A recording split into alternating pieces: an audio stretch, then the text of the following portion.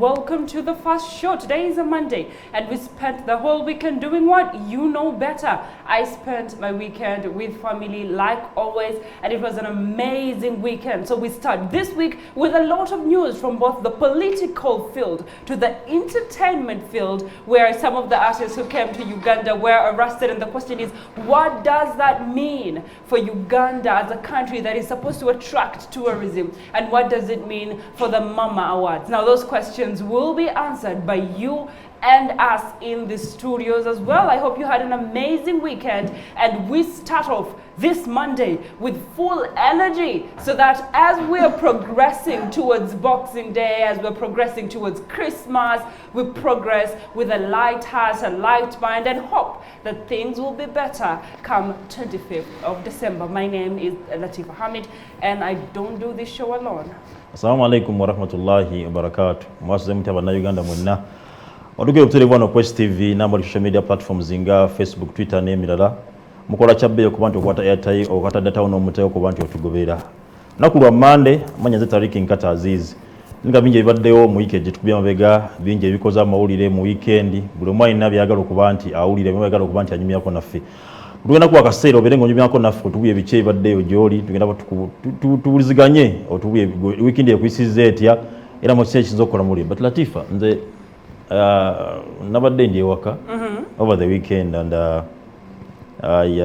nendaba president yabadde alina speech gyawa mukuwa speech yeeyo ina ebintu byayogedde bingi n'ebintu byayogedde ebingi mulimu ebyankuteko binga bibiri bisatu. I know ekimu tugenda kukyogerako mu byakoze amawulire era kyansesezza naye kyeyayogeddeko ekyeyayogedde about the NRM party NRM ye n'alaga nti yava nalonda abakulu nalonda abantu nga Jennifer Fulfiga babuchaman nabaani we yakola ekintu ekyo bano ba NRM structures abakulu abalala bali mu bukiiko bwa NRM guys bava ne bamuyombesa why you doing that bikiwacho balonza otebena makulu so nagamba nti yalonda abantu abo kubanga era agala okuba nti atuuka ku muntu w'omu ghetto ku muntu owa bulijjo ono naye nga bano abakulu babeera mu offices bo tebagenda kutukira abantu abo, so nasobola alonde bano abantu the likes of Jennifer Fulfiga abaani abalala batukira abantu abo era omulimu ne bagukola. Nagamba nti kyebalonda abantu baneeno kubanga bakyamazi ba NRM bali mu structures bo bali befudde nga babulooka nti bali monopolizing the access nga okutuuka ku bantu b'omu ghetto abantu bawansi president amala kuyita mu bo without them tasobola batuukako, so nga befudde a go between him and these people ate nga nebalina byali subjects zaleese oba sente zaleese okuba nti bituuka ku bantu abo bazirya bazikozesa ebintu bingi. Ekintu ekirudde nga kibonyabonya NRM era Museveni arudde nga abonaabona nnyo olwokubanga talina direct access ku bantu be. Kijja ebintu bingi nti president waliwo abantu abajja n'okubaana mu ggwanga bayotwala ku president naye nga bamutunda butunzi. Waliwo omukuku Navulumi yayogerako n'agamba nti abantu bajja okukola president Museveni bavudde ebweru with good ideas naye ne bamugula emitwalo $10,000 just to see the president. You have to first pay someone to meet the president. Definitely. So president oba yavayo okuba nti nno anoonya access okuba nti atuuka mu bantu be wansi naye nga ate abantu be bennyini aba NRM bamulemesa okuba nti atuuka ddala ku bantu wansi. Kyanyipulikidde nga mutuufu kina bikikola kuba ne leero mbadde ndi awo social media ngenda balako ka clip akafumye ka video abakansala b'e Rubaga beekyanze bagamba tebagenda kukkiriza NRM erina okubawa ssente ezogenda bayambako to canvas votes naye bagenda bawa $5,500 is supposed to get over 3 million bagamba secretary center yaziridde, so NRM eringanga eyaguddemu ekirwadde ekitategeera. Well, we've known corruption for being the biggest problem in our country. And we've always asked ourselves, has Museveni done enough with fighting corruption? Abantu abaja kugamba, he has done what it takes.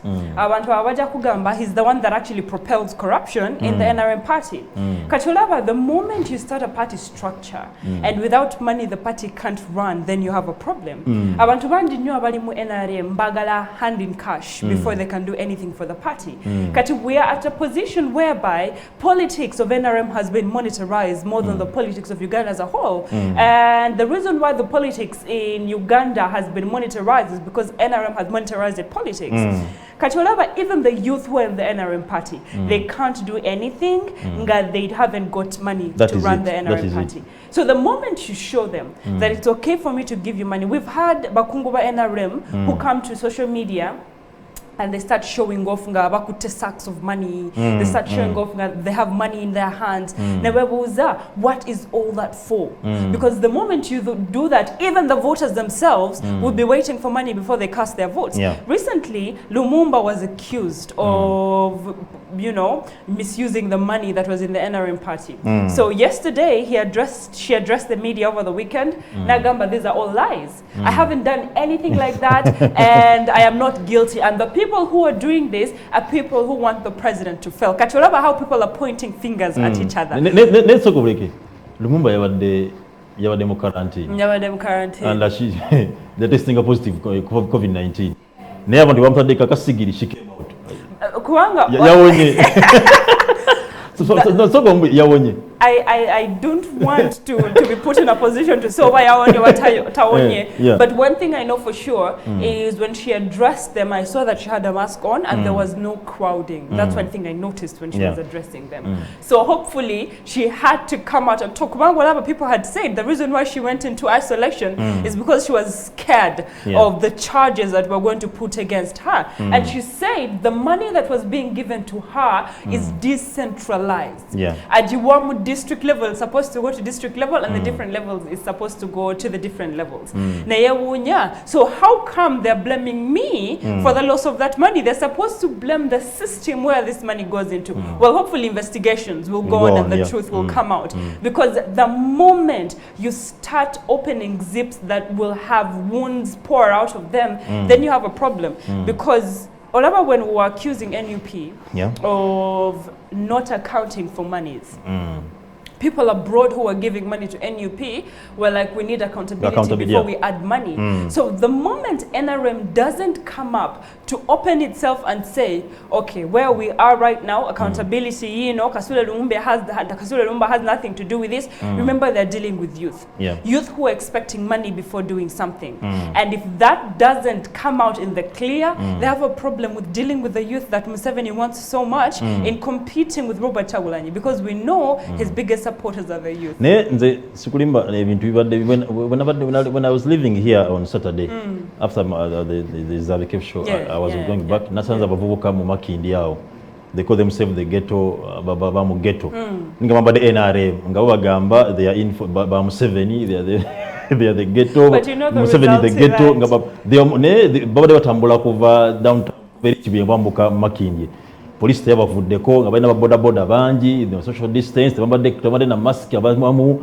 So ngaba tambula bageza kulaga nti therefore Museveni is in the ghetto. Bade bakachikola ne wabo ngabagamba bo bakoye Museveni tagiza najja mu ghetto. So kati ngolaba katemba tamula mu maso. These are saying Museveni mu ghetto mwali. Awala bagamba tibagala kola mukemize nanga jachi era bavuka bakudwa mu muvuka is called Falobulime from Kawempe. Yenga gamba mu ghetto tugamba tebano mukemize najja mu ghetto. Tukozesa ngabuluma now the battle is umaranira ghetto. What is so special?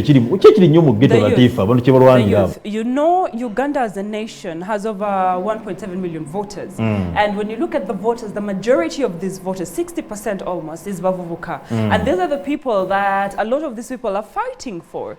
Because even the members of parliament that we have this time around, Olabia, most of the big wigs in NRM were put to sit down. Bavuvuka are leading this particular election. Now, where we are right now, who are the fighting grounds for these politicians in order to win this political ground? There are two groups, and I've told you that before. The youth and the women. These are the two groups that they ought to fight for. Now, we've known since time immemorial that Museveni has had his hands on the women. abantu banji nnyo bamanyi that women vote for Museveni most of the time because they believe he secures the future for their kids. But now Robert Chagulanyi has shown when it comes to the youth, I'm the king. I'm the king. I'm the king. So a lot of these the ghetto gladiator. Exactly. And a lot of these people are trying to see that now that NRM has, or rather, now that NRM has the women, if only it gets the youth, it has covered over 90% of the elections in this country, and they'll be eating the bigger cake. And we see that Robert Chagulanyi, because he has the youth now, has limited his campaigns in the central region and taken them in the other regions. Because Alaba, now I have support in the youth, and he's satisfied with that support. And nothing can change. He's not even shaken by the fact that Evelyn Anita Yagambi, I mean, the ghetto, helping these kids. He wasn't even... The gateway to Koboko baji trashing. Not even crashing. Uses because Anita Yagama she's the gateway to what? To Koboko. Yes. Neto labenga Chagulanyi yakubye ekintu ekyabadde massive. It was so big. The NRM jigobedde nnyo weekend yeno. Simanyi lwaki ebadde nnyo mu mawulire.